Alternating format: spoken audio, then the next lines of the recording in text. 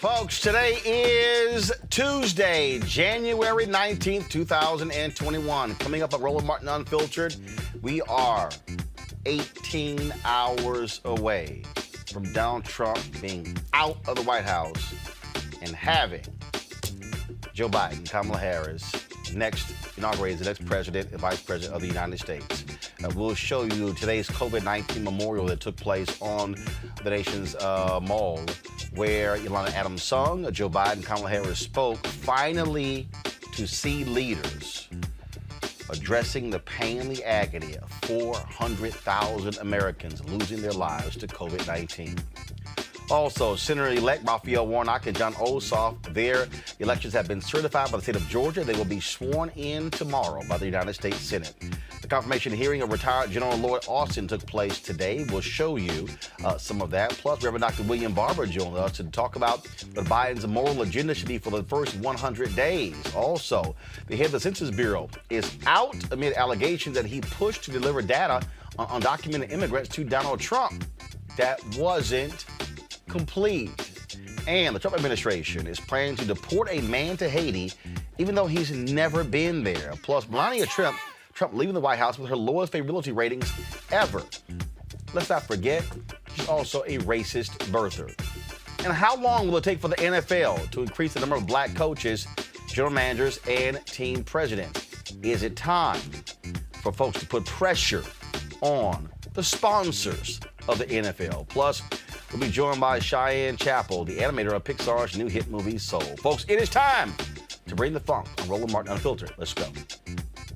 He's on it. Whatever the biz, he's on it.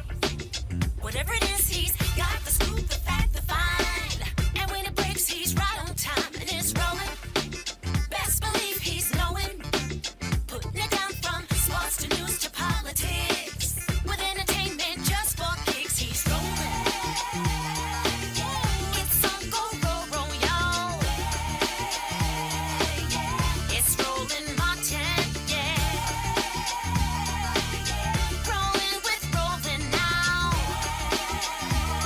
He's funk, he's fresh, he's real, the best, you know he's Roland Martin now.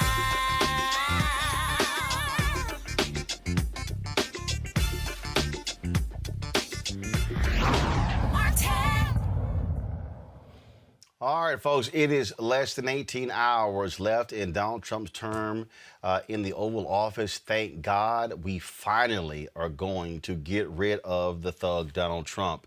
The inauguration is set. Security is on high alert here in the nation's capital as the city is on a veritable lockdown. Security everywhere, trying to keep everyone safe after the white domestic terrorists supporting Donald Trump stormed the U.S. Capitol on January 6th. And so they are, first of all, you have security all over the place. Joe Biden, Kamala Harris, both are in the nation's capital. A few moments ago, what took place on the National Mall was something really important by the reflecting pool, and that is there was an event. The event was all about honoring the 400,000 Americans who have lost their lives due to COVID-19. Finally, we have a president and a vice president who actually cares about the loss of life. For the most part, Donald Trump has not cared. In fact, check this out, folks. Since December, we have lost 100,000 Americans. 100,000 Americans we have lost since December. And what has the Trump administration done? Nothing. For him, we might as well ignore what took place. For Donald Trump, whatever. No big deal. Because, see, he doesn't want to deal with the so-called bad news. He doesn't want to deal with what took place. He doesn't want to even acknowledge what took place, because that's the kind of person we're dealing with. Someone with no compassion, no humanity, someone who doesn't care, who it doesn't matter to him how folks have been impacted. It doesn't matter to him exactly how they have been in pain and agony. But again, to finally have leaders address these issues is important. This is Vice President-elect Kamala Harris speaking earlier today. A grandmother or grandfather who is our whole world. A parent, partner.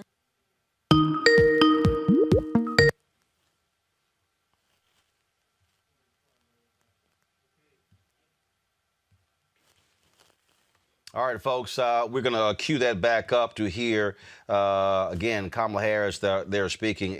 It was striking. The tone was striking. It was striking to see the difference between somebody who is a real leader than what we've had to deal with for the past 4 years. To actually see America, see an American leader step up and acknowledge the pain of America. Let's go back. Let's the videos cue back up. Let's go. Tonight, a nation in mourning to pay tribute to the lives we have lost. A grandmother or grandfather who is our whole world. A parent, partner, sibling, or friend who we still cannot accept is no longer here. And for many months, we have grieved by ourselves. Tonight, we grieve and begin healing together. Though we may be physically separated, we, the American people, are united in spirit. And my abiding hope, my abiding prayer, is that we emerge from this ordeal with a new wisdom, to cherish simple moments, to imagine new possibilities, and to open our hearts just a little bit more to one another. It is now my great honor to introduce Lori Marie Key. Lori is a nurse at St. Mary Mercy Livonia Hospital outside of Detroit. Her community was hit hard when the virus struck, and Lori was assigned to the COVID unit. Lori is known for singing on the hospital floor, and a video of her singing a certain hymn inspired our nation. She joins us this evening to honor those we have lost with that same hymn, Amazing Grace.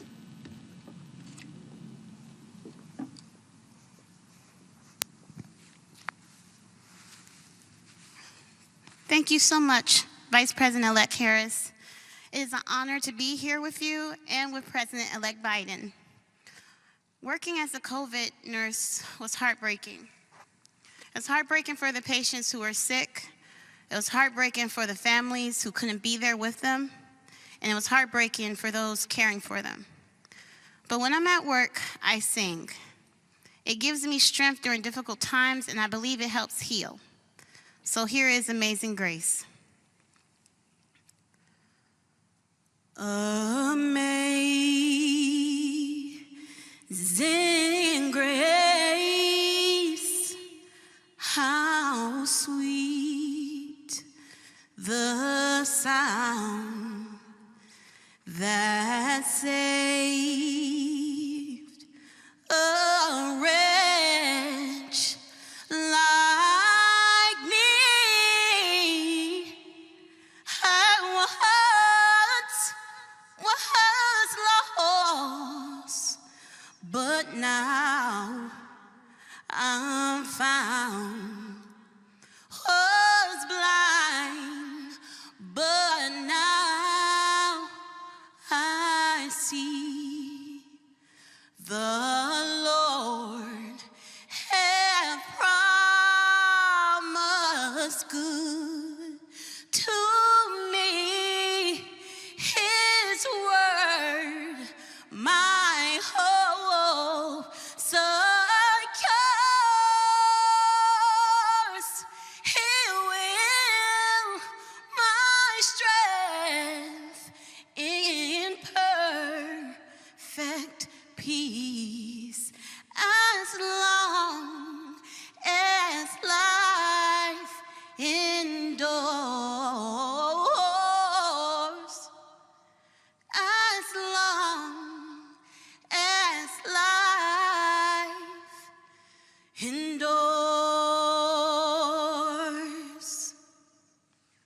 Thank you.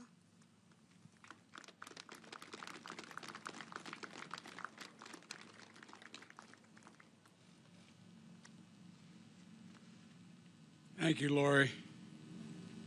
As I said to His Eminence as we were waiting to come in, and I mean this from the bottom of my heart, if there are any angels in heaven, they're all nurses.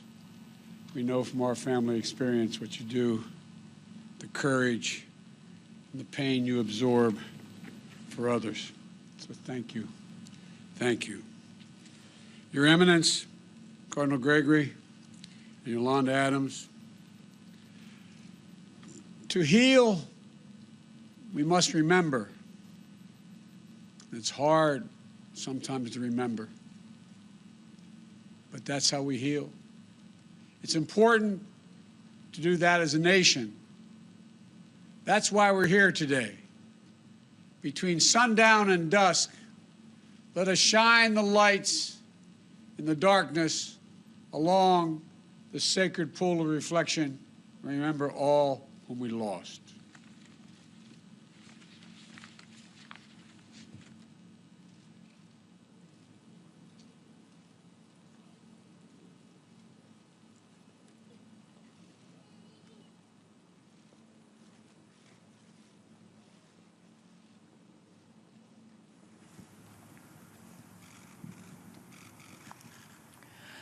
I heard there was a secret chord that David played and it pleased the Lord.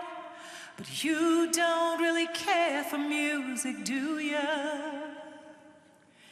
It goes like this: the fourth, the fifth, the minor fall and the major lift, the baffled king composing hallelujah. Hallelujah, hallelujah, hallelujah, hallelujah.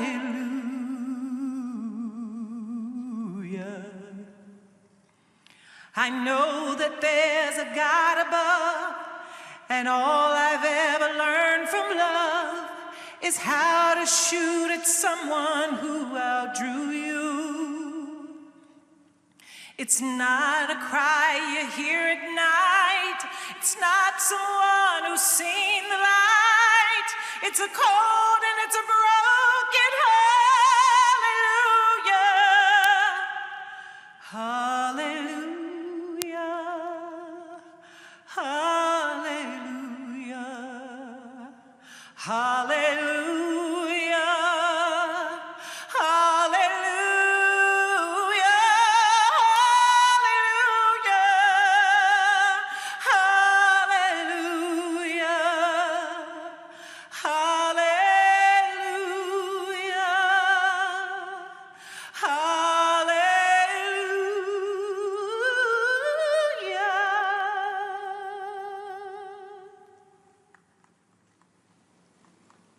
Right now, Dr. Ebony Hilton with the University of Virginia and also Good Stock Consulting. Doc, first of all, to finally have a president and a vice president shows some compassion and empathy for the 400,000 people who've lost their lives due to COVID, to honor those folks who are on the front line. Man, it has to be striking to see someone in leadership actually give a damn. Yeah, it is, and I would have appreciated a little break, Roland, between showing those clips and having a talk.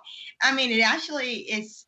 It's just so impressive how much I think America hasn't had a time to truly come to grips with everything that was 2020. I mean, we never had a chance to exhale because you're always waiting for the next hit. So, yeah, that was something. But it will also, look, the role of a president is to be consoler in chief when you have significant events take place. We think back to the Challenger exploding and President Ronald Reagan. We think back to 9/11, President George W. Bush. We think back to the shooting at Fort Hood with President Barack Obama. I mean, presidents, they have those moments, but also after Gabby Giffords was almost assassinated and he went to Arizona. Presidents seize on those moments to be able to bring the nation together. I can't think of a single time where where Donald Trump ever did that. And frankly, he repelled people and frankly acted as if this COVID thing was no big deal while thousands were dying and it's now more than 400,000. Yeah, I mean, well, you know, we say presidents do that, but it's actually it's personalities do that, right? What we have to recognize and what we have to accept is that President Donald Trump has a pathology. He is a malignant narcissist, and they are unable of feeling love. And therefore, if you can't feel it, you can't give it. And that was one of the refreshing things of just watching the two couples on stage just love each other and hold each other and embrace in a moment of saying, I grieved through this year with you. It's not possible on the end of Donald Trump. And so, yeah. And so all this time we've been, again, because if someone can't feel love, if they can give out hate and anger and chaos easier, that's the energy they generate. And that's what 2020 and onwards, you know, back to 2016, that's what America has been for 4 years. And I think tonight we all felt like maybe we're going to be able to exhale. And that in itself, that breath of hope was enough to, I think, break a lot of us tonight. So Also, the fact that we know, if for lack of a better phrase, the cavalry is coming. We know we are going to have a competent team who is going to tackle COVID-19, who is going to tell people stop playing around when it comes to masks, who is going to have a real vaccine rollout. Earlier today, Chuck Todd made this ridiculous comment saying that essentially Biden wasn't taking COVID seriously. And I'm like, what the hell are you talking about, Chuck? When he's already been kicking his butt's team when it comes to making sure that in 100 days that 100 million vaccines are distributed. right. I mean, and that's the thing. You're gonna have people that they must look for chaos because President Biden, he's shown nothing but an organized structure of let me put people around me who's already been doing this work. Since if you don't have to be the expert in everything, you just have to surround yourself with people who are.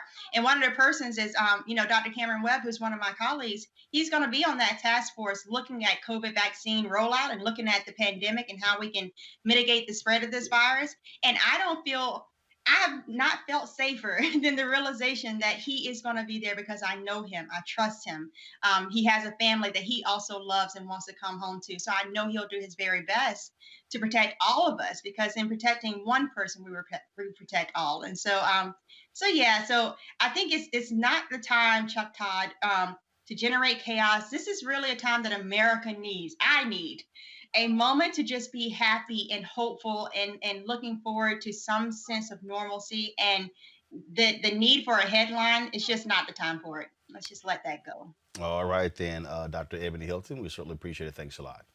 Yeah, thanks for having me. Y'all have a good one. Thank you very much. Folks, prior to flying to Joint Air Force Base Andrews, President-elect Joe Biden gave a farewell speech in his home state of Delaware. He was speaking at a facility named after his son, Beau Biden, who passed away, of course, from brain cancer. And every time Joe Biden speaks about his son, Beau, he tears up, and that certainly happened again today. This is some of those remarks. We love you all. You've been there for us in the good and the bad. You never walked away.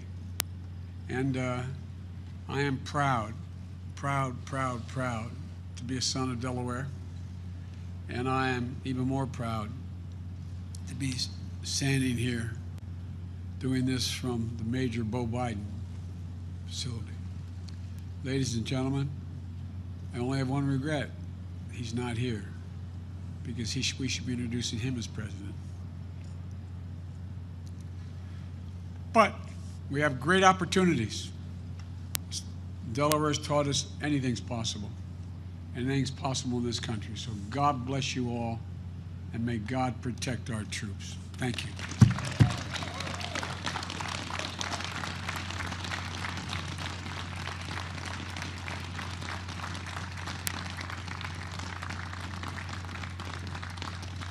Jill told me not to become emotional. I'm Jill's husband. My panel is Candace Kelly, legal analyst, Dr. Chris Metzler, he is conservative analyst, and Brandon Bryce, conservative commentator, Kelly Bethea, communications strategist. Glad to have all of you here. First of all, let me start with you, Candace. I don't think we can underestimate what it means to literally have somebody who is the commander-in-chief, who is the president of the United States, who actually has a heart, who actually cares. We haven't seen it in 4 years. Thank God it has finally returned to 1600 Pennsylvania Avenue. Yeah, seeing his emotion, it gives everybody the entree into kind of just breathing a sigh of relief and being emotional themselves, and take a look at what the United States and the world has just been collectively going through. I mean, we have been on a 4-year ride that we have just not been able to get off. And just seeing Kamala, seeing Vice President, now soon to be President Joe Biden, just standing there and taking note of the almost 400,000 people that have died, to see somebody show emotion is really important. It just kind of continued to let the air out of the wheels on this bus ride that we've been on. Just a sigh of relief. And it makes a difference. It makes a difference in how we see ourselves as a community, how we see ourselves as the United States of America and the force that we are. And it allows us to grieve and then move on. Because anytime that you have such a tumultuous experience, which that's what this has been, it was almost like the death of America. We are now reviving it. We can now go through the grieving process and become one again. Chris, the reality is this here. Had Donald Trump actually gave a damn about any of this, it's a good bet he probably would have been reelected. But the idea of doing what Joe Biden and Kamala Harris did, for him, that's weakness. I got to be tough. I got to be strong. But you know what? There are times when Americans want to see a president show some compassion and care. Well, that's absolutely right. I mean, I think for the president, the road to re-election actually was there. But a big part of it is the fact that he wanted to do things in a way. For example, he has yet to concede because that's a sign, in his view, of weakness. I cannot remember a time during the entire 4 years in which, in fact, he showed any kind of emotion or comforting. And so it is what it is. He is who he is. But he, in part, has that to blame for the fact that he was not reelected. He released today a 20-minute farewell video. We're not going to show a second of that bullshit, Kelly. Because if you don't have the guts, and if you don't have the guts to stand before the American people and speak to them live and to take questions, then you know what? You don't deserve any airtime. And here's the reality, Kelly. I think it is fitting how small Donald Trump is leaving the Oval Office. He's been in hiding for the last several days, afraid to come out, afraid to speak to the American people. He won't own up to the reality that he lost. And so I think it's perfect how pathetic and weak he's looking. He's not going to attend the inauguration. Nor will Melania. Vice President Mike Pence will be there. Ivanka's not going to be there. Melania didn't have the guts to even welcome Jill Biden to the White House. Thank God we are getting rid of these despicable people from the people's house. Well, not only is Trump going out as small as he is, for the first time pretty much in his entire life, certainly as long as I've seen him in the public eye, we are seeing Donald Trump for exactly who he is. He is pathetic. He is weak.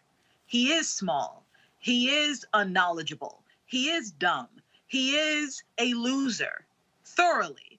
And he was never qualified in the least bit to be in the White House. So we are now finally seeing a reflection of exactly who he is, without the smoke and mirrors, without the cronies propping him up and making him feel better about himself. We are seeing a broken man leaving a whole house.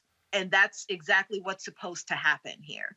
The 20-minute video, I did see pieces of it. I'm glad you're not, showing it. It's not worth it. It's not worth the airtime. But this just goes to show just how racist and bigoted he's been all 4 years. Because this rhetoric isn't something new. It's not something that we haven't seen. He is leaving the same way that he came in, a racist, a bigot, and a cheat. And that's how he's going to leave. So good riddance. When we go, Chris, go ahead. Yeah, and just in terms of, this whole notion of not offering a tour for Jill Biden of the White House, she's been there before. I think she knows where everything is. And so this entire notion that you would spend the last days going out in this form of petulance and being a crybaby is ridiculous. Look, the vice president's not even going to his send-off tomorrow from Joint Air Force Base. I mean, this is ridiculous. You've lost. Move on and show some grace. But again, why would we expect you to? You haven't during the entire time you were in office. Right. I mean, the reality can is I never expected Donald Trump to show any grace. I don't think he could even spell grace. And to see the behavior, to see all of this time in his little video, we wish the incoming administration success. They don't want to use any names. He's still running around telling everybody he won. No, as Bill Barr said, bullshit, you lost. All they have done is to continue to promote this. And what it does is it feeds the crazy 74 million. The notion that, oh, no, he did win. You got this dumbass, My Pillow dude, Mike Lindell, who's running around claiming, oh, I've got this evidence from China. Now Kohl's and Bed Bath & Beyond have dropped this product from their stores, as very well they should. I mean, these people are so deranged, and this is where the line comes in, because his followers are so deranged that they will do even more crazy stuff because he refuses to acknowledge and accept the reality that he lost.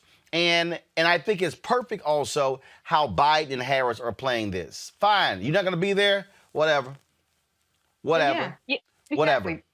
They don't care, and they shouldn't care. And you're right, it does feed the frenzied mob that we saw on the Capitol on January 6th, and it continues to kind of feed them, because as we see people from the National Guard, some of them have been removed because of their connection with white supremacist groups, and others because of just questionable behavior. When Trump gets on that plane and leaves the White House, he's going to be looking back and saying, I won, I should have been there. And he's going to continue to say that after and during the inauguration, during his ceremony to leave the White House, which presidents have ceremonies to leave the White House. They won't be like this one as self-aggrandizing, but he will be speaking the same talk that he won. He's going to continue to feed the base. Though you know what's going to happen, Roland, I think he will find himself in a lot of trouble because his base is saying, hey, you need to come and support us now. We supported you. We went out and did what you wanted us to do. We were there. You were there. You're a part of this. You need to either pardon us, which we know will probably not happen, but I'm going to at least blame you when I get in court for conspiracy charges from what happened on January 6th. So there's a lot more to come. Biden is expected to give a healing message, a vision forward in his inauguration address. The question is, what will they do when it comes to the poor in this country? How will they address their issues. Well, the Poor People's Campaign, they wanted them to be very aggressive in having an agenda that speaks to them. In fact, on Thursday, there's going to be a service at the National Cathedral, and Reverend Dr. William J. Barber is going to be giving the homily. Well, that's what they call it. Born and raised Catholic, they call it the homily. We know what it is. We call it the sermon. And it might very well be the eulogy for the Trump administration. Joining us right now is Reverend Dr. William J. Barber. Doc, how you doing?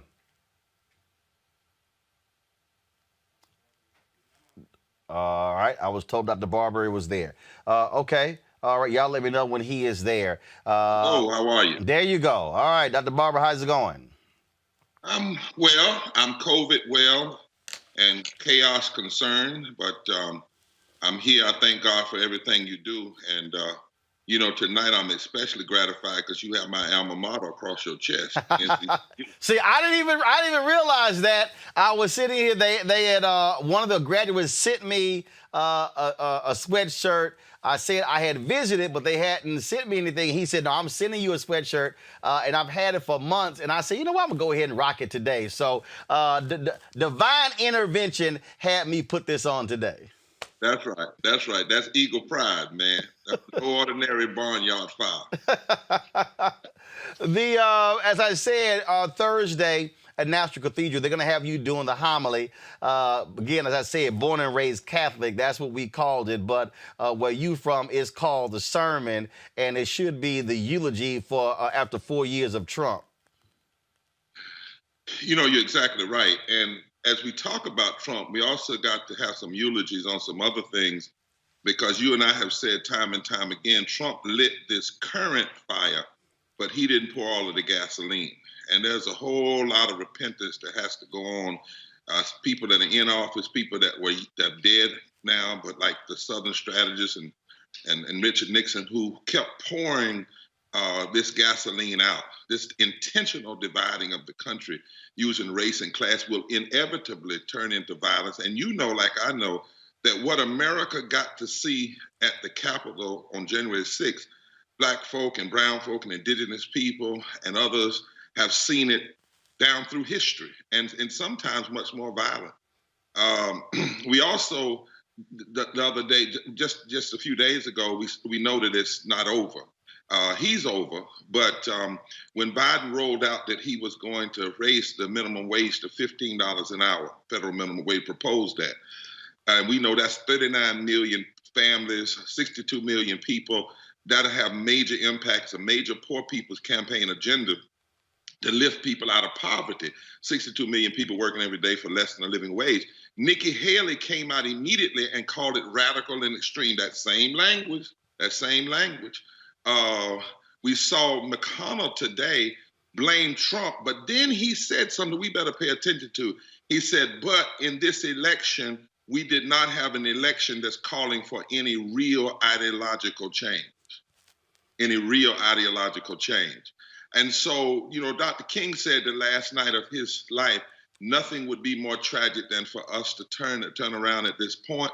On Thursday, I'm going to try by the grace of God to lift a text out of Isaiah that actually, Roland, lays out the exact steps that a nation has to engage if that nation wants to repair, renew, revive, and rebuild. It's amazingly it's eerie how exact that text is in Isaiah and what it says we have to do. We have a choice, and it all has to do with not pretending, not seeking false unity, but actually passing and pushing the kind of public policy that will bring healing to the people as the only way for us to be called what the scriptures call a repairer of the breach. Already you hear Republicans, the debt.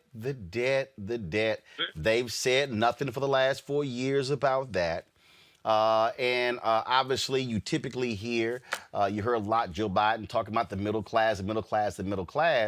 But the reality is this, the idea, and he's talked about $15 an hour.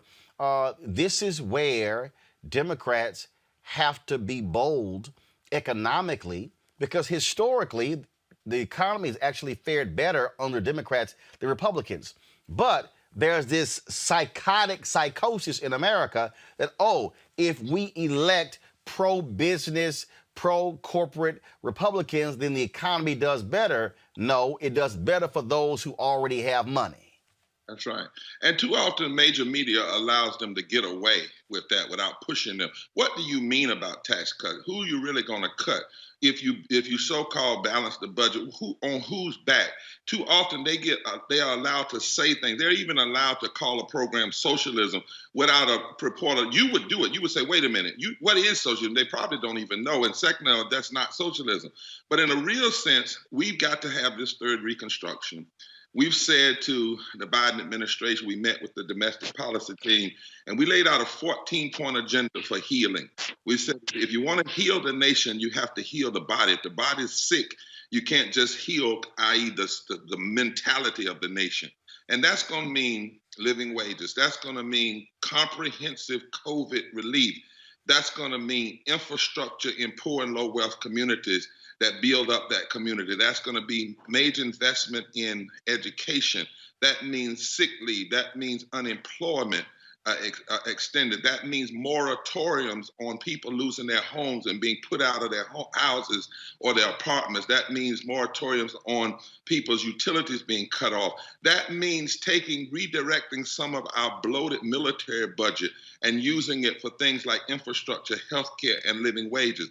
And we have it on good grounds. The Economic Policy Institute showed that a moral agenda is also an economically sound agenda, because we can't keep losing, Roland, $1 trillion a year on child poverty, and $2.3 or $3 trillion because of lost wages, because of the disparities. And we're going to lose $16 trillion in just paying for COVID itself.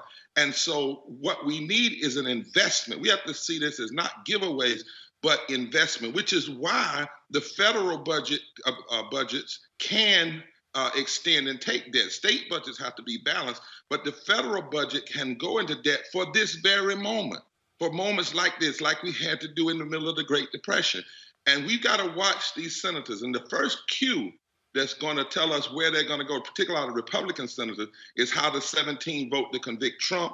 But Democrats may not have but one vote margin, but they better use it. They better use it powerfully. They better use it for the uplift of the people. Lastly, Roland, there's, as you know, I've said 140 million poor and low wealth people in this country before COVID. Another 8 million have been added. But there, 1/3 of the electorate is now poor and low wealth. Think about that. 1/3 of the electorate is now poor and low wealth. Even from a political strategy perspective, you cannot continue to dismiss the poor and think you're going to win elections in the future. The one thing we've not talked about in this election, Black folk were critical in places like Georgia. Native Americans were critical in places like Arizona, but 55% of poor and low wealth people that make less than $50,000 a year voted for Biden this time, one of the larger, and Harris. In Georgia, he won by 14% in that demographic, 50,000 and below. And we still left 29 million poor and low wealth people who did not vote. And many of them say they did not vote because they still have not heard anybody really say they're going to deal with the issues of poverty and low wealth. We have to do this in this moment. We don't have an option if we're going to come out of this pandemic, not only and build back better, but build forward as well. Last question for you. Again, this path forward. Everybody, I think it's stupid and idiotic when media creates this. First 100 days, okay, it all goes back to FDR, and to me, it's just nonsensical that this artificial thing that's focused on that. But already we're hearing him say he's going to come out with executive order when it comes to dealing with the issue of immigration, executive order dealing with the travel ban, things along those lines. What do you believe that he should do coming out of the gate to specifically deal with issues of the poor? Well, I think this first $1.9 trillion plan is a beginning. If you look inside of it, he put the living wage, $15 an hour in there, more money to schools, He put more sick leave, unemployment. It's a beginning. Now, we're still evaluating it because there's some things that are not there. But what we've said is don't look at 100 days, first 50 days. I mean, one of the things we said, you got to do the living wage. You got to pass voting rights because that's critical for poor and low-wealth people. We have to have a change in how we even measure poverty. We have to have a clear infrastructure bill soon. And we can combine that infrastructure bill with doing jobs that are going to benefit the climate as well. So you can do both of them at the same time. And we have to, as I said, redirect some of this military. But Martin, Roland, Dr. King said, if you have a country where the military budget or the military industrial complex dictates so much, it's on a downward spiral. We spend $800 billion in our military, more than Japan, China, North Korea, Iran, Iraq, and Russia combined. 54 cents of every discretionary dollar. Only 16 cents of every discretionary dollar to education and infrastructure and living wages. We could take some of that money and put it and invest it in matters of national security as it relates to our domestic policy. So I want to ask your listeners to go to poorpeoplescampaign.org and look at we call it the first 50 and 100 day, 14 steps to healing, 14 clear steps to healing the nation. It has to be policy. And what we've said to them, every policy that you pass, this should be the measurement. Does it establish justice? Does it provide for the common defense? Does it promote the general welfare? And does it provide equal protection under the law? And then the second thing, when you roll out a policy to the Biden administration, we've said, stand before the people and say, when we pass $15 an hour plus a union, it will lift 10 million Black people out of poverty. It will lift 20 million white people. It will lift 4 million Latinos. It will lift this many people from Alabama, this many people from Appalachia. In other words, take the arguments away from the Republicans and let people know every piece of policy you pass, how it's going to impact every segment of the American population. And if you do that, you'll bring people away from some of this foolishness. 72% of Republicans want to raise the living wage. 63% of Republicans want health care. We need to talk to people, not in generalities, but in specifics. If we do this, this is how it's going to impact your daily life and your family's life. All right, Reverend Barber, we surely appreciate it. Thanks a lot. Thank you, my friend. Take Thank care. you, sir. Chris Metchell, I want to go to you. The point Reverend Barber makes, the amount of money we spend on defense.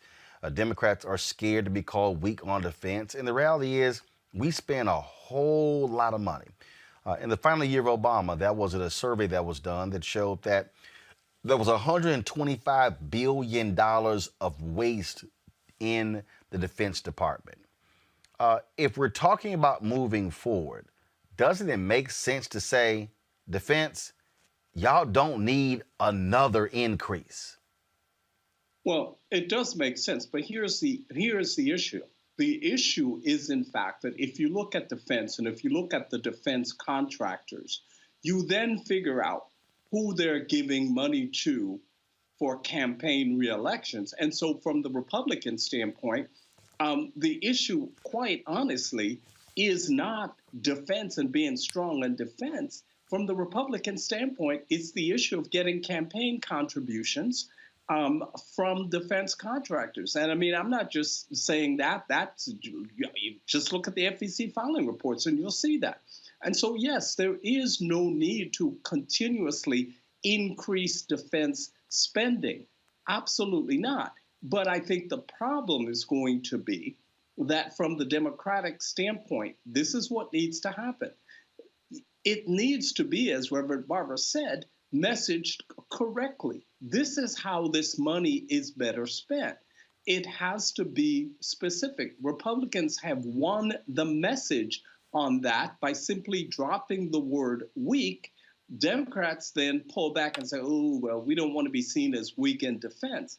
No, that's not the reality. This whole spending of money by defense contractors, the defense contracting industries is, I think, one of the most corrupt industries relative to campaign financing and contributions. Those are facts. I'm not making that up.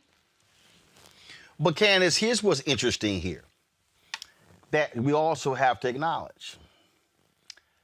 First of all, President Eisenhower warned us about the military-industrial complex. And what they did was they then said, all right, this is how we're going to do this. There's a defense contractor in nearly every congressional district in America. So what happens is when this comes, they go, oh, jobs, jobs, jobs. And that is essentially kryptonite to any changes on Capitol Hill. Lose jobs, lose jobs. And so by doing this, they have ensured that, oh, no, don't you dare cut or touch anything with defense because those folks are in your district. To Chris's point, it is a message deal. If Democrats stand up there and say, I'm sorry, we're spending $800 billion, I think we can go a year and not increase the Defense Department budget by $5 or $10 or $20 billion. I'm sorry, America does spend far too much money on defense. And the problem is a significant amount, Candace, is being wasted. And you mentioned the messaging, and that is part of the problem because of the messaging that has not been happening behind closed doors.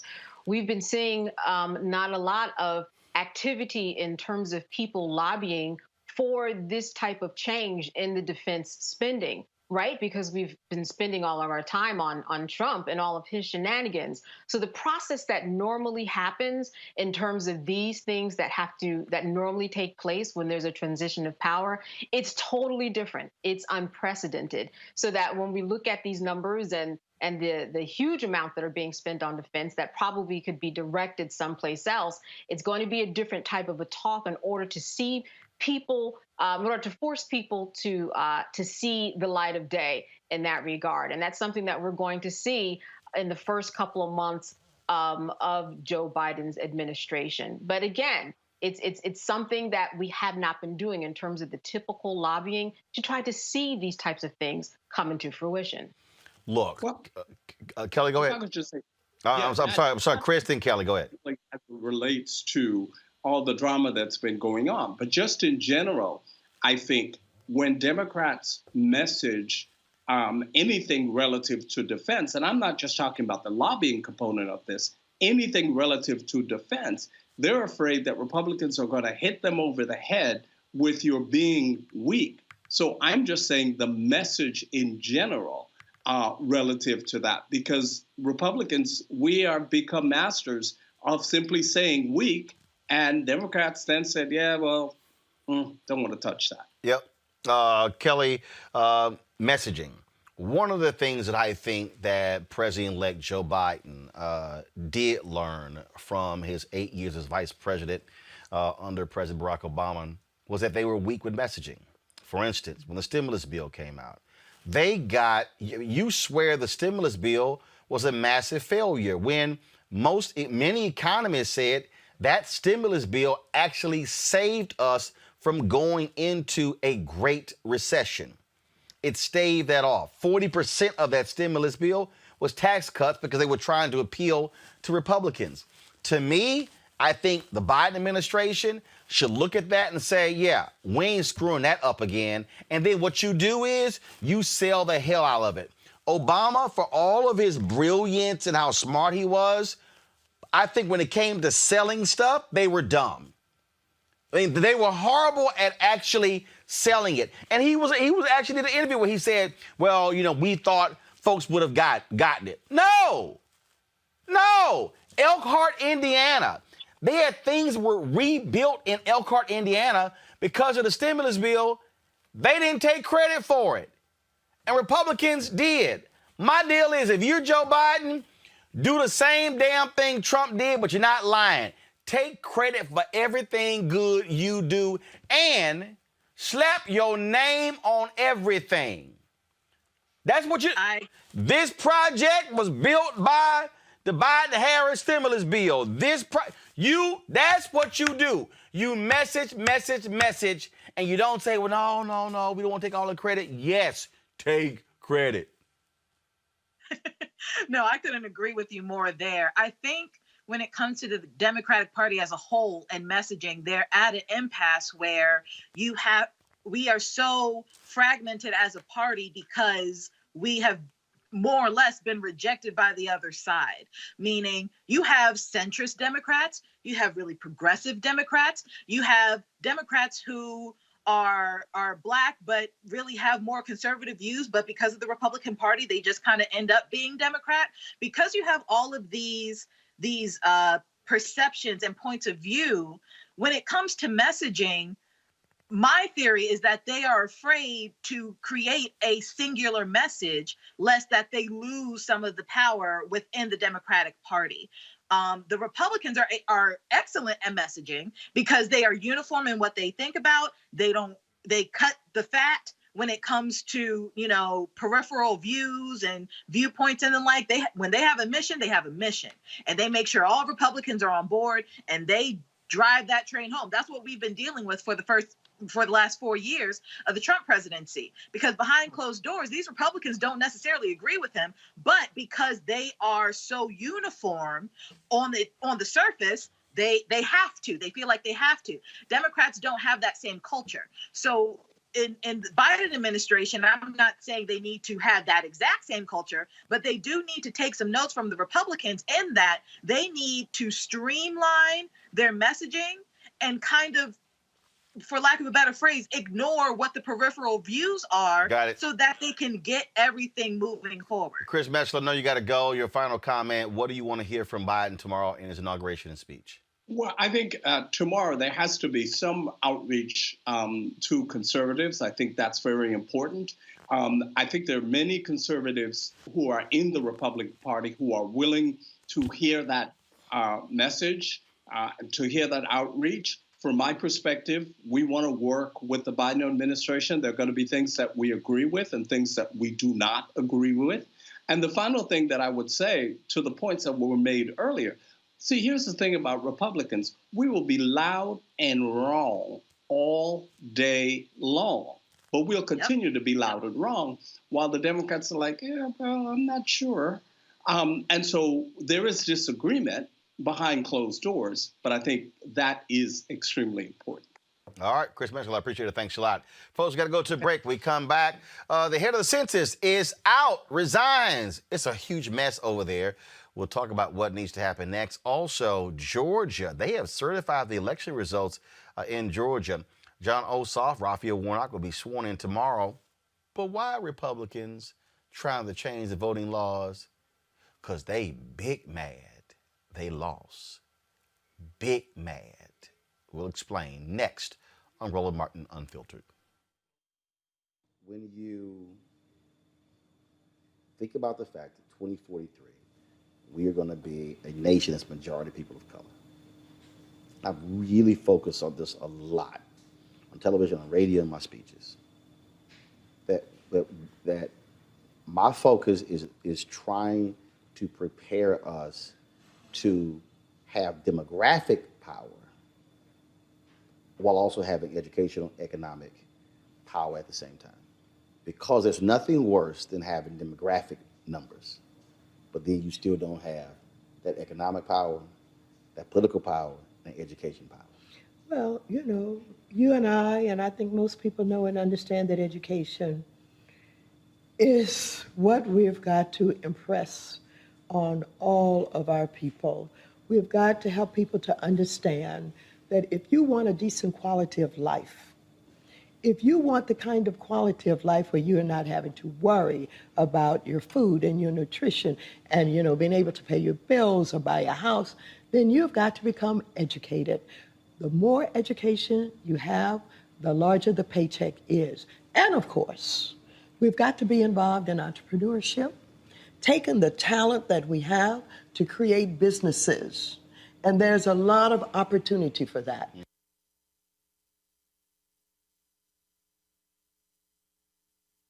The 14th Amendment to the U.S. Constitution is clear. No American who is engaged in insurrection or rebellion is allowed to hold office. While 7 Republican senators voted to overturn the 2020 election, Ted Cruz and Josh Hawley share the most blame for firing up the violent mob of Trump supporters that attacked the U.S. Capitol and killed 5 people. We will not go quietly into the night. There were big problems with this election. There were major election integrity issues. There needs to be an investigation. There need to be changes to the law. The same terrorists who Josh Hawley greeted at the Capitol with a raised fist broke into the People's House with the intent to kidnap and even murder elected officials. Death is the only remedy for what's in that building. Even after the Capitol was breached and blood had been spilled, Ted Cruz and Josh Hawley continued undeterred to lie about the election. Now militia groups are planning to attack the Capitol again next week. Even more Americans could be hurt, all because Cruz and Hawley refuse to accept any responsibility. Cruz and Hawley are too dangerous to wait to vote out. They need to be expelled from the Senate immediately and prosecuted for aiding and abetting acts of terrorism.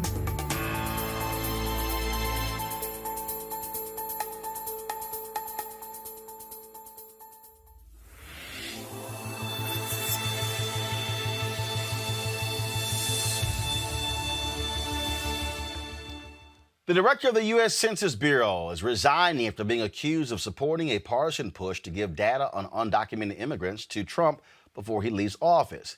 Stephen Dillingham's resignation will be effective tomorrow. Joining me now to discuss this is Beth Link, the director of Census Counts Campaign, the Leadership Conference on Civil and Human Rights. Beth, glad to have you back on Roland Martin Unfiltered. There's been constant chaos, drama, all kinds of stuff when it comes to the census. They tried to cut the count short. They did not. Trump was trying to rig the numbers as well. I mean, there's a mess right now over at the U.S. Census Bureau. That's absolutely right. The 2020 census has been an unprecedented mess, and that started with underfunding as we ramped up to the 2020 census. It continued with unprecedented levels of political interference, starting with the Trump administration's failed attempt to add a citizenship question to the 2020 census, then their attempts to cut the counting short after the Census Bureau career public servants replanned the census in a COVID-19 environment. And that interference reared its ugly head again when we got reports via whistleblowers that the Census Bureau director may have tried to rush through a politically motivated and not statistically sound report in the 11th hour before the new administration took office. So as a result of this, now what? I mean, is the count being held up? Is there a possibility, because Congress is really over the count, is there a possibility where Congress says, hey, go back out 90 more days and count and keep counting? Well, so first things first, the 2020 census is not over. So the Census Bureau is now in the really important part of the census where they're counting and tabulating and processing the data that it has collected. We won't know the quality and the accuracy of the data until it comes out, but I have to shout out and praise the tremendous work of the National Urban League and the litigators who have been, through their litigation and work, bringing a lot of good information to light, namely that the Census Bureau career employees, as they've been saying all along, they need more time to process the data. At this point, the earliest it will come out is March 6th. And we're still calling on Congress to give the Census Bureau relief and extend the processing timeline like they requested. So that's one. The second thing is we're looking forward to having, trust in a nonpartisan Census Bureau again, an opportunity to really, wipe the slate clean from all of this, political interference and shenanigans that we've seen over the last few years, and really. My heart's heavy today because I just left watching the memorial for the 400,000 that have died due to COVID-19. And you have to think the path to rebuild in this moment is going to be rooted in data. It has to be data that tells the story of who are most impacted. And we know that the Black community has been hit so hard and devastatingly so by this virus. And the data census data is going to drive where funding goes, where political power is redistributed. And if we don't get that right, or if there's not trust in that data, we won't be able to move forward from that. So we're looking forward to an administration that will, appoint officials that are nonpartisan and statistically minded, and will keep an eye towards accurate and quality data. And we're also looking forward to one that's going to undo, to this administration undoing what the Trump administration has done by politicizing the census in an unprecedented way. And look, I mean, they've done that. Folks like you have been fighting them tooth and nail every step of the way. And clearly, this Trump appointee realized that it was untenable, and they were going to continue to come after him. And so, obviously, tomorrow, inauguration, what should be the plan of action for the Census Bureau, let's say, in the next 2 to 3 months of a Biden-Harris administration? Well, we are, the way that this happened, and we're starting this new administration with the political appointees that were installed at the Census Bureau by the Trump administration gone. The Census Bureau director will be out, and the career official, Ron Jarman, who's a career public servant, will be the acting Census Bureau director. That was a direct result of whistleblowers within the Census Bureau saying, hey, this is not right, telling the Commerce Department Inspector General, that raising the alarm. Advocates like the Leadership Conference on Civil and Human Rights and our Census Task Force co-chairs raising the alarm and calling for Dillingham to resign. Leaders in the Congressional Black Caucus, the Congressional Hispanic Caucus, and other stakeholders, really, not backing down and calling for swift action. And so I think we're in a really good position going into the new administration where there can be swift action taken to rescind the executive memorandum, the presidential memorandum and the executive orders that were designed to exclude undocumented immigrants from the census, to put in, thoughtful and good appointees that will ensure that we have quality data and accurate data, and to move us forward so that we have data that we can trust. Because really, there's no other option if we want to move forward. Beth Link, we surely appreciate it. Thank you so very much. Thanks for having me. All right. Even though Biden-Harris will be confirmed tomorrow, already Senate confirmation hearings began on a number of their appointees, including retired General Lloyd Austin, who was nominated by Biden to become the first black head of the Pentagon. This was some of what took place at his confirmation hearings today.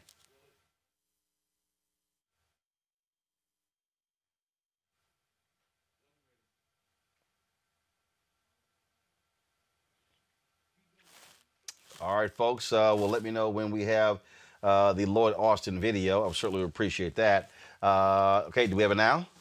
Let's go. Well, thank you, Mr. Chairman, Ranking Member Reed, and members of this committee. I'm grateful for your time this afternoon, especially during these momentous days. It was apparent to me and to all Americans 2 weeks ago how seriously you take your duties to the Constitution. And I thank you for that. All right, folks, having some issues with that video. We'll get that all straightened out. I want to go to my panel right now to talk about Lloyd Austin. Again, we have Candace, who's with us. We also have Kelly and Brandon. Brandon Bryce joins us. I'll start with you. I'll start with you, Candace. Democrats were very leery of extending in a waiver to General Austin because confirmed. Because he's not going to lose a lot of Republican votes, and so I think we're definitely going to be seeing the first black head. In terms of sexual assault in the military, many people wanted him to make commitments to a number of things. I think it was a very strong showing. I think that from what I get, an unprecedented feat in terms of having to get both the support of the House and the Senate because he has not been active in about 7 years, I believe. But today's, what I saw, he did a great job. Certainly a strong commanding presence there. Kelly, no shock, somebody who's been leading troops for a very long time. What really I think speaks volumes is going to be, again, trying to reassert the credibility of leadership after 4 years of failed leadership by Donald Trump and his minions. That is a top concern of mine as well. But the fact that he is already coming in with the respect of a military leader because he is one. The fact that, meaning if you do, there's this unity, so to speak. In that regard, I feel like his confirmation will go through a lot smoothly than we may think. Like I could issues put an end to it because that is key. And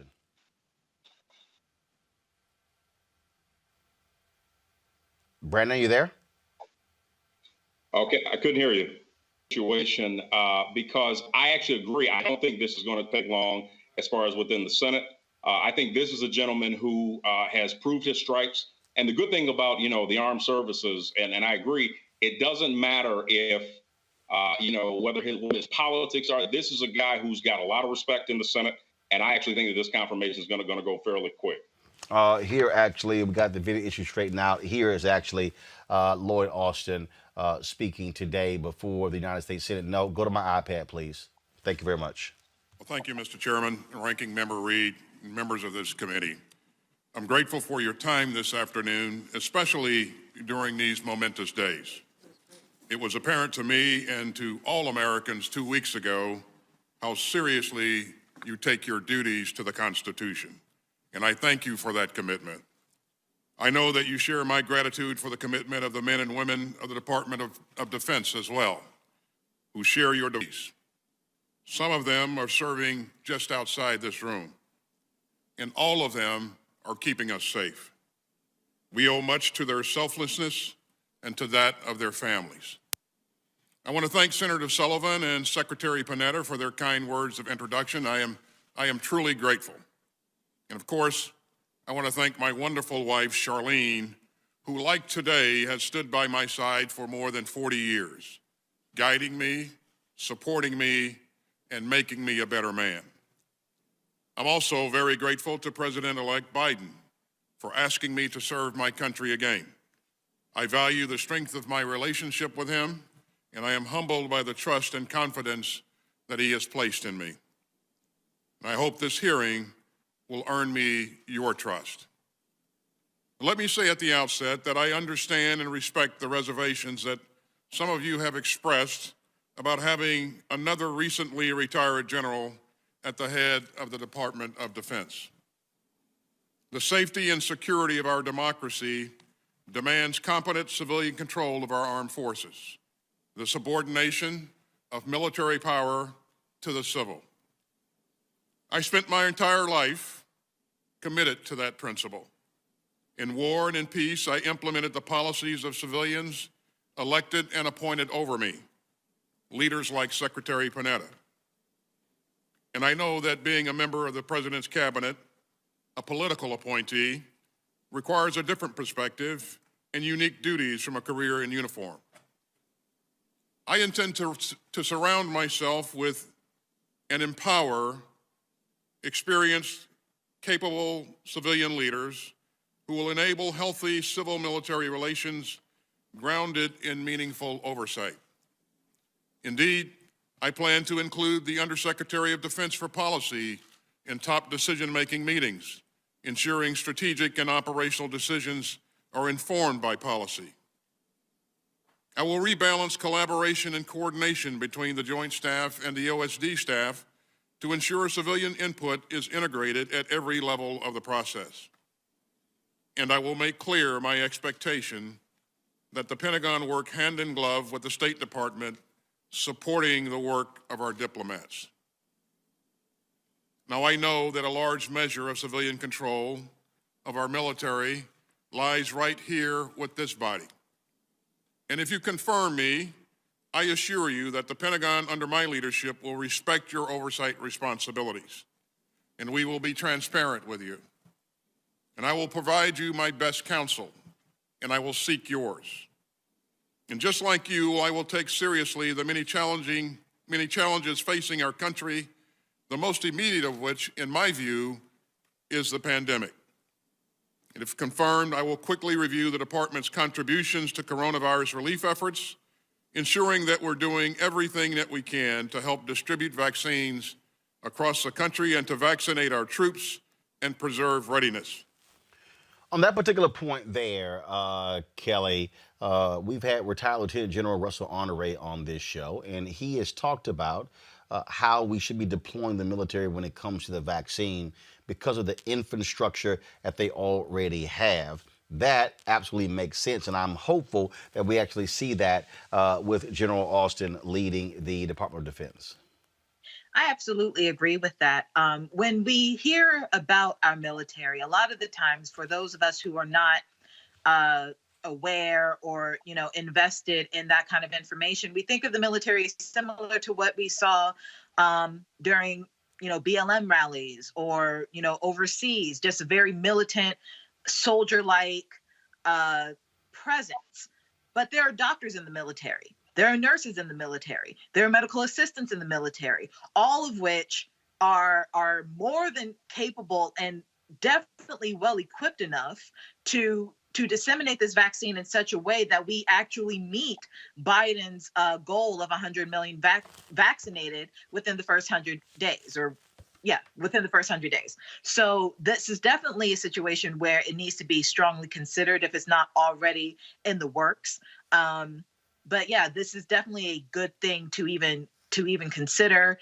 I hope it actually happens because we are in a dire situation. 400,000 Americans are dead because of this disease. And we are going at an alarmingly slow rate in terms of getting the rollout of these vaccines across the country. So something definitely needs to happen in order to meet the goals of the Biden administration and, frankly, Americans who want their lives back. Brandon, if there's any place for us to be working in concert with the military on U.S. soil, it is certainly this. Not only do I agree with that, but I think it's how we do it. I know cities like Detroit and Chicago, in some cases, push back against having the military pass this stuff out. And so I really think it's got to be a joint effort if we're talking about getting those who need it most the vaccinations, but also making sure that it doesn't look like they're occupying, but they're there to assist and they're there to help. Candace. Well, he made some very strong points in his opening argument, and it was good that he attacked the Republican elephant in the room, and that he needed their support. Listen, this already happened with Defense Secretary Mattis, so we've seen it done, but this is someone who has a plan, is someone who's willing to empower everybody by putting his feet on the ground with a plan, and one of the most important issues, that being coronavirus.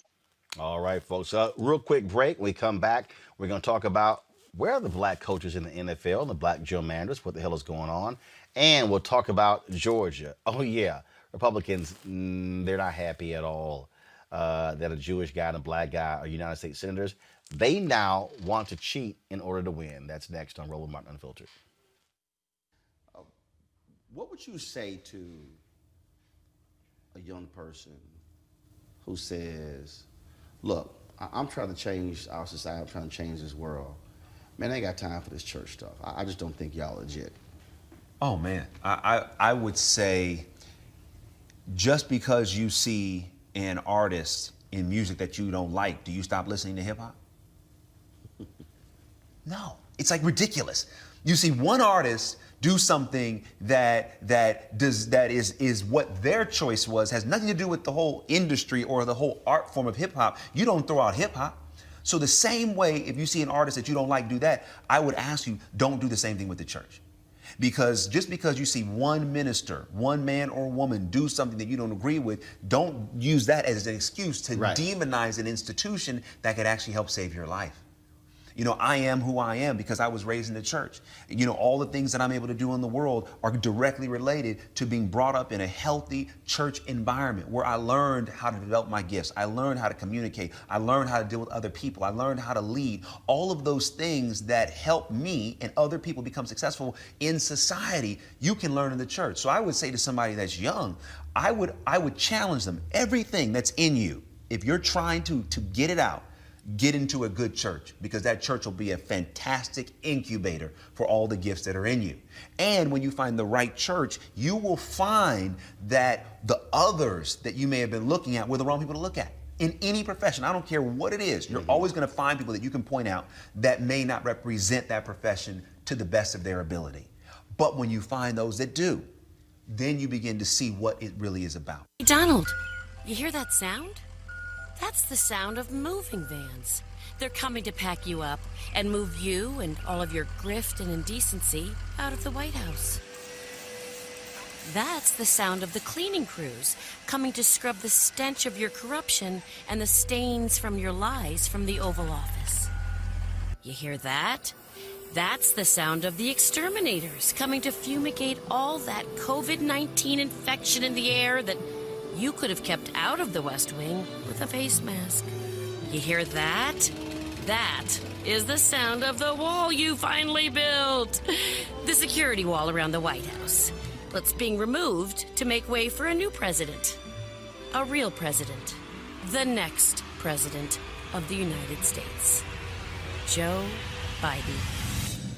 Hey, Donald, don't let the door smack you in the ass on the way out. Oh, but wait, what's that sound?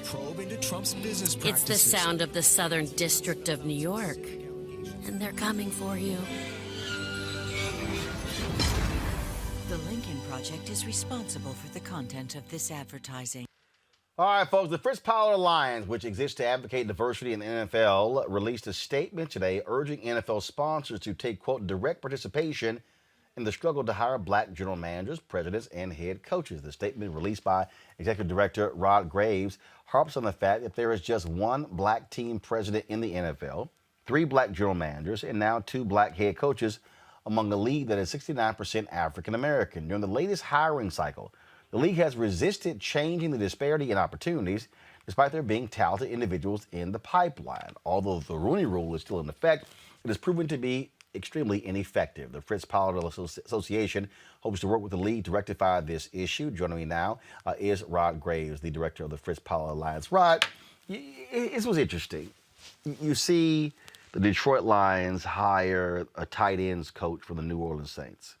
Never been an offensive coordinator, never been defensive coordinator, which is always a knock on black candidates because, oh, have they called plays? Well, he didn't. You look at the first Muslim coach being hired, a defensive coordinator from San Francisco. But you look at, again, the Falcons hiring the guy from Tennessee. You look at the Chargers hiring the guy from the Rams. Eric Bieniemy is the offensive coordinator of the Super Bowl winning Kansas City Chiefs. And it's like, what the hell? Can he get a job? This is crazy. Well, Roland, you've made a very point that many of our members are concerned about, and that's the double standards that exist in the NFL. We jokingly say when we line up for a 30-yard field goal, we look downfield and the goalpost had moved to the right or the left or back 10 yards, and that's the issue. We just don't feel like there's fairness with respect to the application of the rules. The NFL has a equal opportunity employment policy, which essentially states that job openings will be based on fairness, on competitiveness, and we just feel like oftentimes we don't have the opportunity to pursue those jobs on a fair and competitive basis. And that's the position that many of the coaches we represent take, and it is a concern because of the double standards that exist. But let's just be cut to the chase. People who don't quite understand what's going on, they go, oh, Roger Goodell. No. Roger Goodell is an employee. The fundamental problem are the 32 largely white owners of the NFL. You have one owner, the Jacksonville Jaguars owner, who is in white. That's your problem. The problem is racism within these NFL team owners. They are uncomfortable with black folks running teams. Roland, that's the reality of it. I don't care how you slice it. There is a disconnect between the information that owners receive and the actual decision-making ability that they have displayed. There obviously is a discomfort with black representation in leadership of their clubs. And because of that, we think that's the central issue that we have to address. The commissioner and Troy Vincent and other areas of leadership in the football league have done everything that they possibly could to ensure that the decision-making process is as easy for owners as could possibly be. But what we found out is even after making those processes easier, we provided them with more information. I thought this offseason, with the improvements that we've made, and even through COVID-19, with the laxity that the league allowed with respect to interview processes and more information being accessible and that sort of thing. Even with all of that, we find ourselves with a very minuscule gain in areas. And I think we will never be in a position, I believe, to make up the ground necessary for us to be comfortable.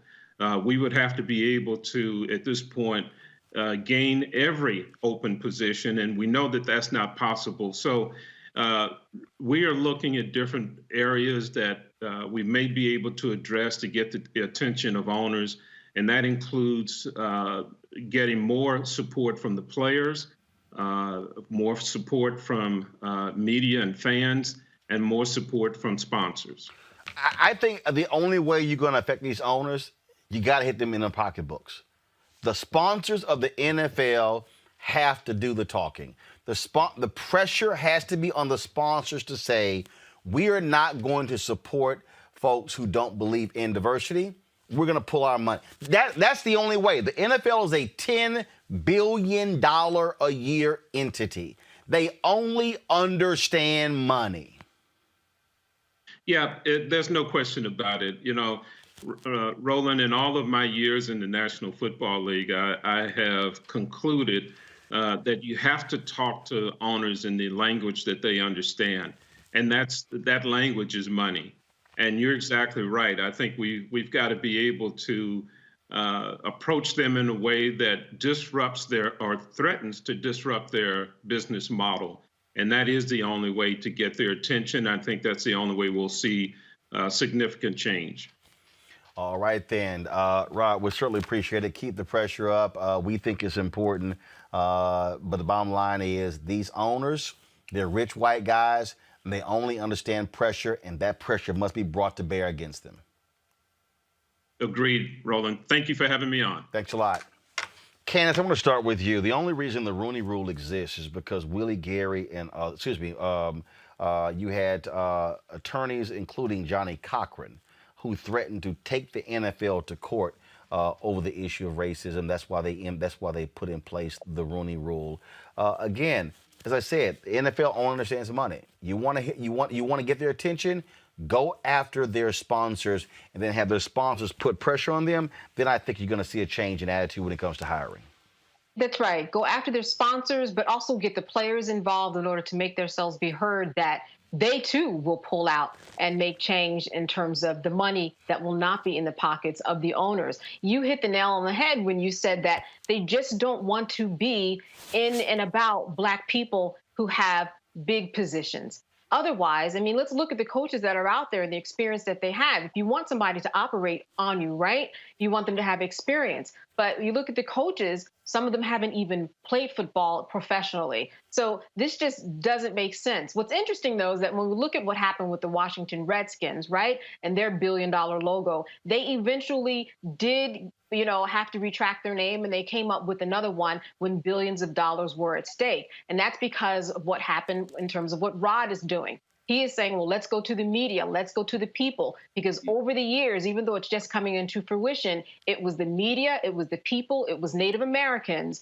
that kept this idea alive to let's change some of these racist ways. And that's what we're looking at right now. We're looking at racist ways in terms of people who aren't enough general managers and are not head coaches. The numbers are ridiculous. Almost 70% of people who play are African Americans. But as you mentioned, the dearth of the numbers who are in head positions just doesn't make sense. This is real simple. Bitch and moan, bitch and moan. But the question is, how are you going to change it, Brandon? That's what it boils down to. Either you apply the pressure, or you know what? Just accept that we're going to have the same discussion every single year. Roland, I think it always goes back to not only the money, but what you just said, the media. I mean, the reality is, let's be honest, whether you're talking about the NFL or even the NBA, these are 80 and 90% African-American run entities. When you look at the leadership and when you look at, who actually owns the team, we're not even remotely close to that representation. So I agree. I think, we need to come down to who's actually speaking to the sponsors.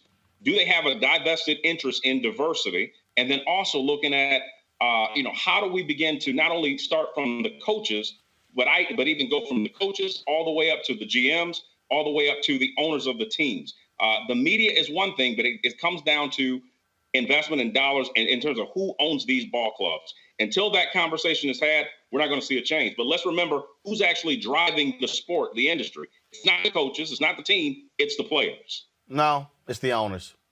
The NFL is not the NBA, Kelly, where it's a players' league. The owners have significant control. The average lifespan for an NFL career is only 3.5 years. They understand that guys are going to sit here and buckle every single time.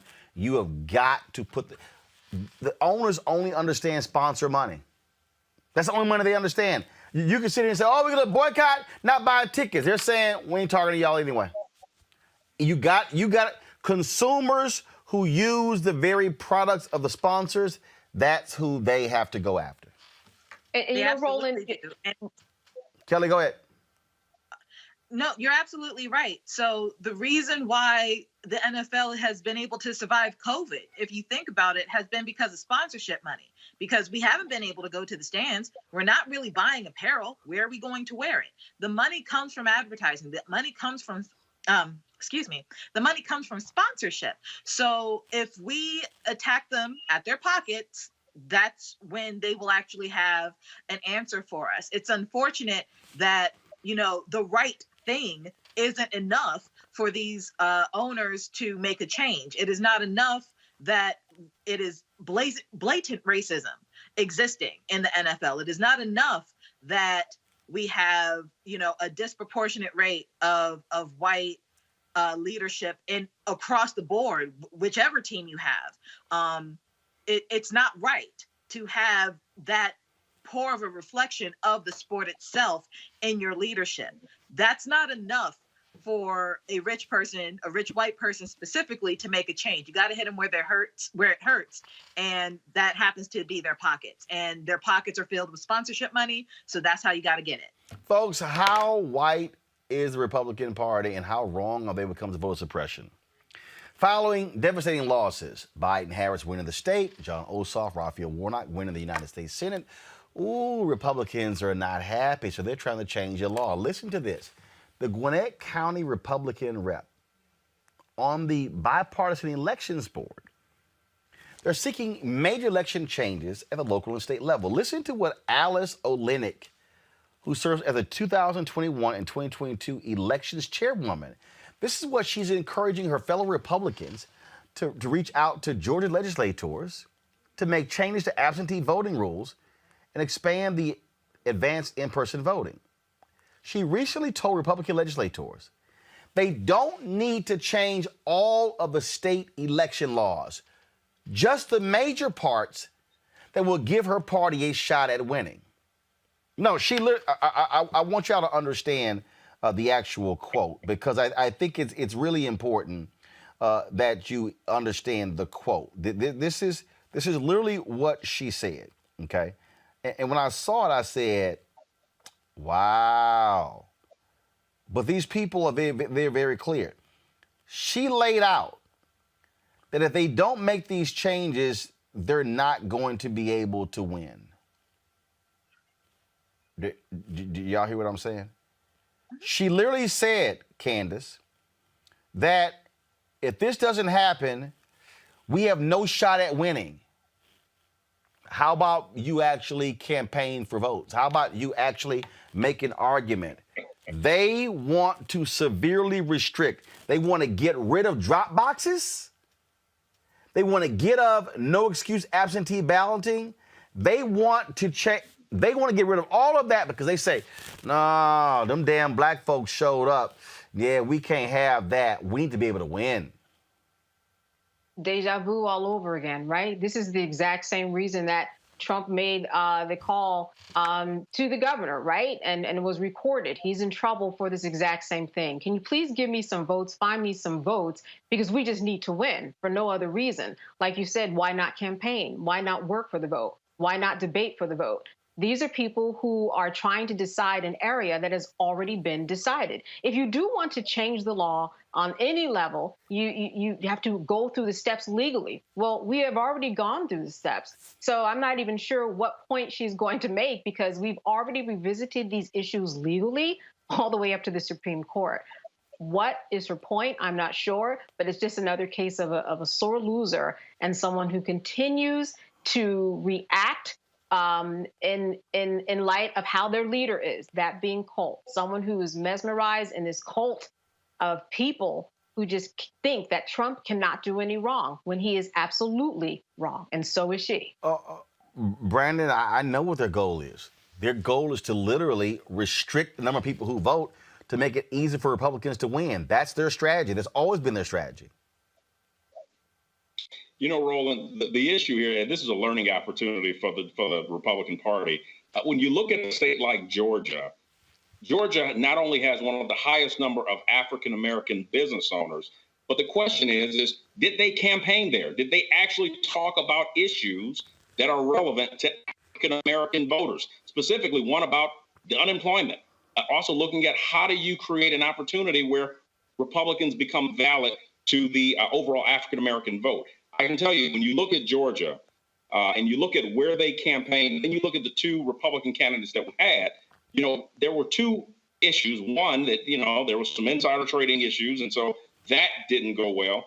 But the other thing is, the question is, did the GOP actually do real outreach and talk about real issues that actually affect African Americans? And I'm not talking about, the ones that they prop up. I'm talking about those folks that live in Buckhead and live in Fulton County, DeKalb County, where they're actually relevant conversations to fight for those votes. And I can tell you, some people said, well, not necessarily. They didn't speak to me, or they didn't talk about the issues. And the other thing is the Trump factor, unfortunately, played a big role as to why you got two Democratic senators in the state of Georgia now. This shows you how they want to cheat, Kelly. It lays it out. These are rules that the Republicans changed. Now they're saying, oh, damn, we lost. Oh, no. Change it back. She said, we have no shot at winning unless we change these voting laws. The fact that they cannot win an election without cheating is telling of the Republican Party and their ideals at this point. When you lose this badly, and I shouldn't even say lose this badly, they only lost the presidency. As far as the Republican Party is concerned across, Senate and Congress, they did pretty well this election cycle. So the fact it really is an issue of the fact that Trump lost. But I wanted to go back to what she said specifically, and I saw it in the article. She said, I'm like a dog with a bone, I will not let them end this session without changing some of these laws. They don't have to change all of them, but they've got to change the major parts of them so that we at least have a shot at winning, like you said. Now, instead of going back to their policies and their ideals and saying, hey, what are we doing wrong? What can we do to get people on our side? Not saying you have to compromise, but, to the extent of it not being a Republican Party anymore. But there are certain things that are in the Republican Party right now that should be disposed of. And instead of doing that, instead of making the party better, you are willing to really tarnish the party's name even further by admitting that you want to cheat in order to win. So it's just very telling just how ruthless and frankly dense the Republican Party is when it comes to what needs to happen within the party in order for them not to lose. They're simple as this, Candace. There is no desire to compete for black votes. They want to be able to make it hard for black people and young people to vote, Latino people as well. They don't want to make an argument. What they simply want to do is cheat, period. Yeah. And that's their strategy, right? Make it harder so that they can't vote, as opposed to maybe showing up when John Ossoff invites you to debate at the debate, right? Instead of him speaking to a podium. They had many opportunities, they squandered them, and that's why they are in the position that they are in. They did not work hard enough. They did not have a message that was strong enough, and it just did not work out. Sore losers. Yep, they are sore losers, and the bottom line is, I say we got to keep fighting this stuff. And Brandon, I would hope that black conservatives would be willing to stand up and tell Republicans, hey, if y'all want to compete, but don't sit here and keep playing games with voter suppression, because all you're going to keep doing is pissing off black people. Well, Roland, I think the first thing is spend some money. Spend some money on these districts that you think are competitive. And I think that's the first challenge. And the other part of that is, similar going back to the NFL issue is it's time for those people to be in leadership areas outside of the state, where we're talking about places like Georgia and Michigan and Colorado, where there are competitors. Spend money on minority relevant candidates that actually have a relationship with the districts or with the communities that they're running in. Well, it's a little hard to run those candidates when you're afraid of black people. And so we see exactly how they roll every single day. Folks, the Trump administration is set to deport a man to Haiti, even though he's not a Haitian citizen and has never stepped foot in the country. 40-year-old Paul Farias is a financial consultant from New York. According to his birth certificate, he was born in the French Caribbean territory of St. Martin. He says he came to the U.S. with his parents when he was 5. His parents and his sister are U.S. citizens. His parents are also Haitian, but they never applied for the 40-year-old's Haitian citizenship. He was picked up on January 11th by ICE and transferred to an ICE holding facility in Louisiana. Now, according to his sister, he was seized when he went to an immigration office on Federal Plaza in Manhattan for what he thought was a routine visit. ICE has been running removal flights to Haiti every second Tuesday and wanted to do a final deportation flight on the eve of the president's inauguration. That's today. Now, Biden has promised that when he takes office, he will suspend deportations for 100 days while immigration and ICE procedures are reviewed. It's amazing how these black MAGA people aren't saying anything about this here, or these other black immigrants who they are sending out left and right, even though they're facing persecution in some of the countries they're being sent to. But the black MAGA people, Angie Stanton King, Vernon Jones, C.J. Pearson, Alveda King, also, let's say, Bruce Lavelle, Paris Denard. Where y'all at? Why y'all quiet? Why y'all are so silent? Deontay, where y'all at? What's wrong? Your fingers don't work for Twitter when it comes to black people who are being deported? Yeah, I thought so. But that's how folks roll. I'm going to call y'all out every single time. Brandon, this is one of those things where, it's important for black conservatives to use their voice and stop parroting white conservatives.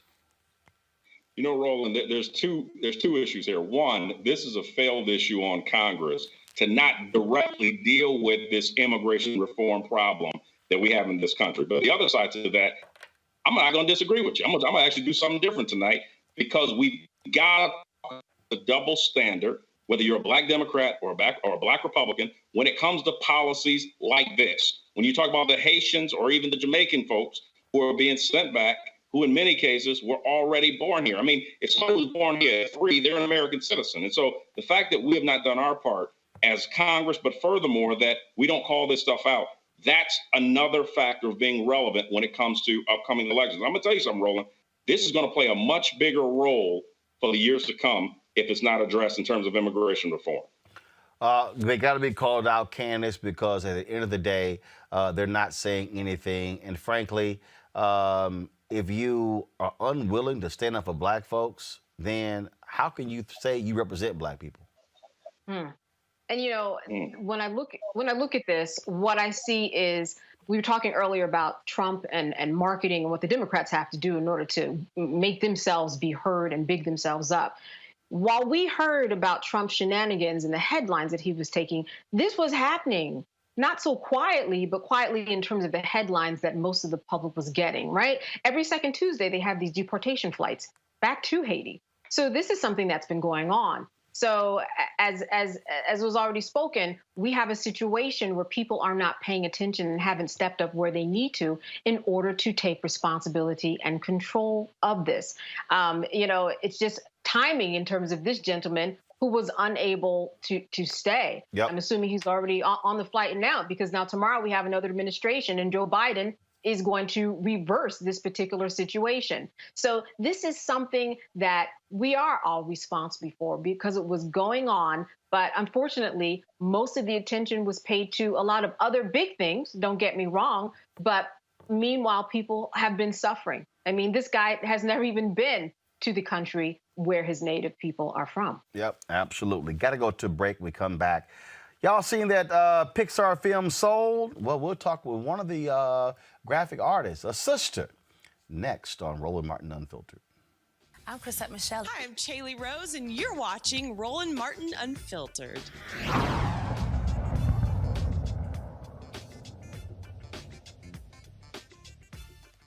Groundbreaking animated film called Soul, put out by the folks at Disney. And of course, your African-American lead.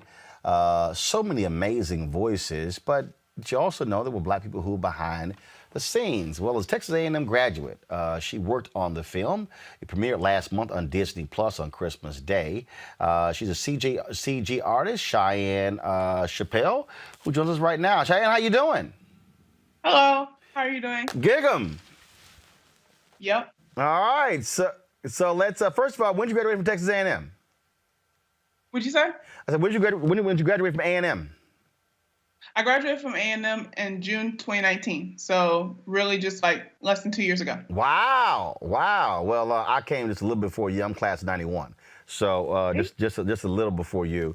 Talk about what it was like being a CG artist, working on this groundbreaking film that so many people have been talking about and raving about. It was a great experience. It was actually my first film at the studio, and like my first time actually being a part of something that I felt like inspired me to go into animation.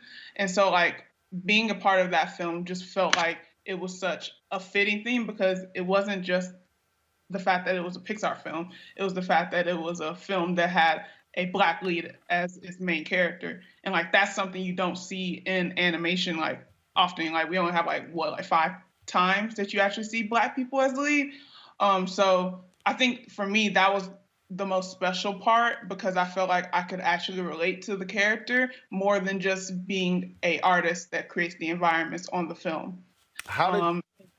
Go ahead. Oh, and I was just gonna say, like, also like the idea that like the team allowed me to help like really bring my blackness to the film itself. So that was something that was special for me. And how did you even get started in the animation business, where you said, hey, this is what I want to do as a career? Yeah, so actually it was my high school teacher that kind of just talked about animation in the way that it is. Because, whenever I was looking at like animation films when I was younger, like I didn't really think like, okay, this is art. Like I knew that it was something that was put on the screen, but I didn't know what was it actually about. And so that was kind of like my like first introduction to like animation was through my high school art teacher. And after that, I had the chance to like really just get into into the actual craft of it at A&M, and like that's where I kind of started to grow and wanted to get into Pixar itself.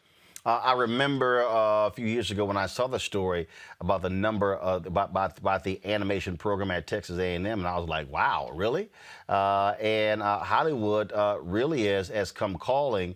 Did you literally go from graduating from Texas A&M to Pixar? Yeah. So in my junior year, I actually had an internship at Pixar. It was called the Pixar Undergraduate Program, or PUPS. And after doing that, like that was what my first introduction to the animation industry was. And so like after I was like, okay, I'm gonna try to get back to the studio because I really wanted to be a part of the culture in Pixar itself. So after I graduated college, I was able to actually come back right after I graduated and go on to Seoul as a modeling intern. Questions for my panel. I'll first start with Kelly. Kelly, what's your question for Cheyenne? Hi, Cheyenne. First and foremost, I love Soul, and the fact that we have you on the show as who was a part of that beautiful film. I'm just really giddy because I loved the movie. My question for you is, if you can, what was the process like to make the set? Because my understanding is that you were a set modeling artist. That's what was told in the article. So you weren't necessarily a part of the artwork regarding the characters themselves, but can you give us a description or what the process was like to make the set, like the surroundings, like his home and the barber shop and the details of Blackness in those scenes, in those sets? Can you give us a description or what the process was like trying to make something like that? Yeah, so a sets modeling technical director is a person that basically creates the environments of the film. And so usually how that starts out is that we usually will get art packets from the art department, and we would then be in charge of translating that into CGI. So that process, there's like, like whenever you're doing something, you can always get lost with different like translations. Well, I'm the person that's hopefully putting that towards the end of the film so you actually will see it. So usually we would create it in CGI, and then once we do that, it would be passed along to shading and lighting, and then go forward throughout the film. Brandon, question for Cheyenne. So Cheyenne, first of all, I am just enamored and happy that we have more African Americans in areas that aren't typical. I mean, the fact that you're with Pixar, that's great. My question for you, what inspired you to go into this field and have other people say, hey, how can I be down? How can I be a part of what you're doing? Yeah. So I think what inspired me was partially, so there's two things that inspired me. For one, my childhood love of animation. I mean, like I grew up on like Toy Story. It came out around when I was born. So like that's always been like, I grew up with these films. So I feel like they're just as much a part of my life as like they are to people around my age. And then the second part was because I felt like, I think like, occupying spaces that aren't necessarily really welcome for Black people. Like that's something that like I've always done when I was in like high school and college. And so like, I think it felt natural for me to go into animation because like, I think for one, I already had that passion for animation, but then also there was a lack of like Black people and diversity in animation. I feel like if someone's going to do it, why not me? And so that was kind of what steered me going into animation. This video that we are showing right now shows some of the folks. Obviously, Jamie Foxx was involved, the lead character. Kent Powers was the screenwriter. You also have John Baptiste, who was handling the music as well. So, there was lots of soul behind Soul. Candace, what is your question for Cheyenne? So Cheyenne, first of all, congratulations. I'm so excited about your journey and know that there's so many other people who want to do the same thing. When you were in your internship, what do you think you did that set you apart? Because that was probably a stepping stone, right, to you getting this job. How did you negotiate making that internship a job to set yourself apart and make sure that, hey, I'm the one you need to hire? Yeah. So I think like something that like, you know, when you're going off of an internship, a lot of people end up not doing is like really continuing to perfect their craft. So like the internship was amazing, but what really set my my like path towards coming back to the studio was what I did after the internship, and showing that like I can actually use what they taught me to really improve my craft and really make something beautiful. And so after the internship, I was focused on like creating art that like I really truly felt like invested in, and that I thought would really inspire people and bring awe to people. And so really for the last year of my college career, I really just spent the whole time, whenever I'd had extra time, just to create something that I felt would really just bring people to really love and appreciate my art. And so that was really what like helped me get back to the studio, is doing that and also keeping the connections that I had at the studio, because I made a lot of great friends from the studio. So why not keep talking to them? Because like at the end of the day, the people at the studios aren't just like this wild imaginary. These are actually people. Like if you befriend them, like you're gonna like get to the places that you want to get to. You probably have the amazing demo reel, I would imagine, right? I mean, I like my demo reel. I hope other people like it. I mean, Cheyenne, what's next for you?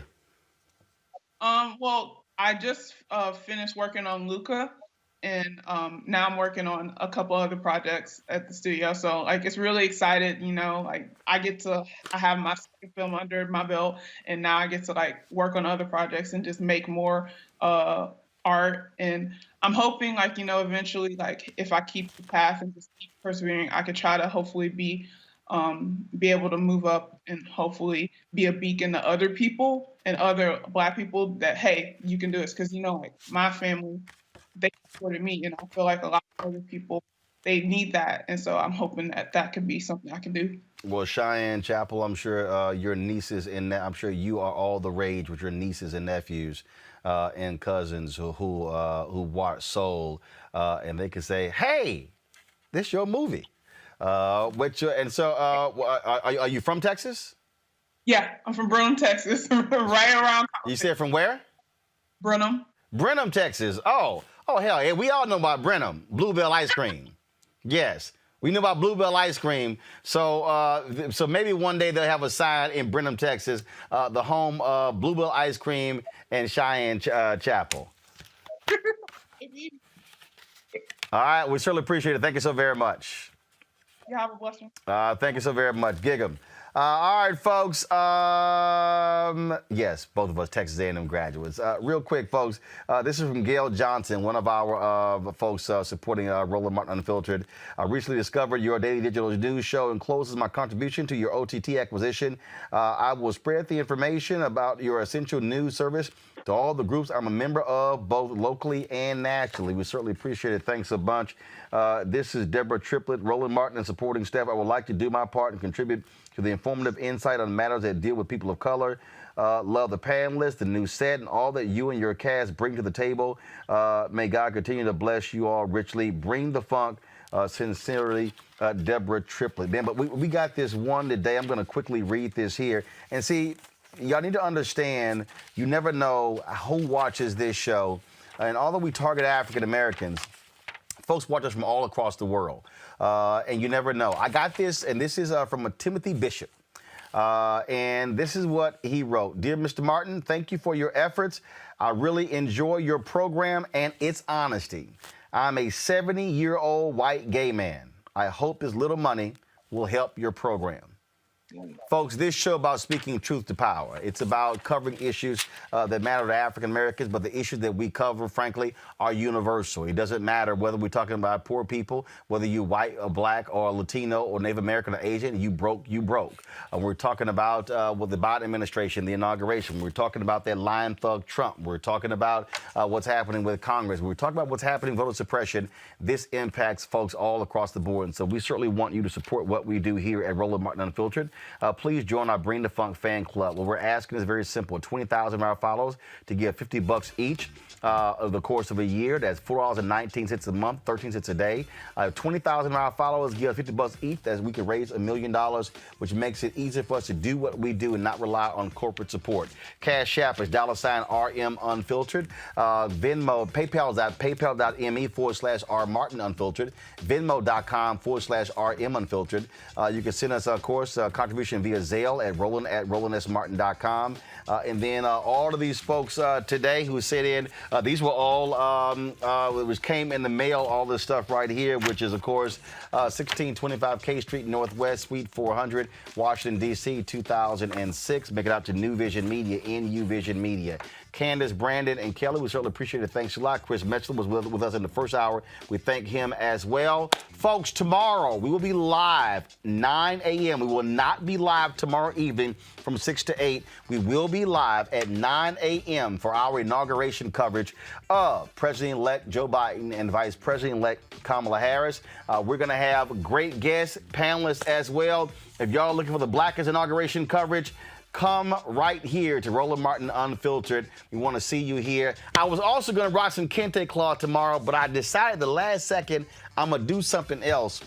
Hope y'all tune in to check this thing out. Y'all know what we're going to do. We're going to keep it real, keep it unapologetic, keep it black, and more importantly, keep it unfiltered. And also, North Carolina Central University, rocking y'all sweaters today. Thank you so very much. You know how we support HBCU, so please support your favorite HBCU because if we give back to our institutions, then we're able to help the next generation. I'll see y'all tomorrow morning. Holla!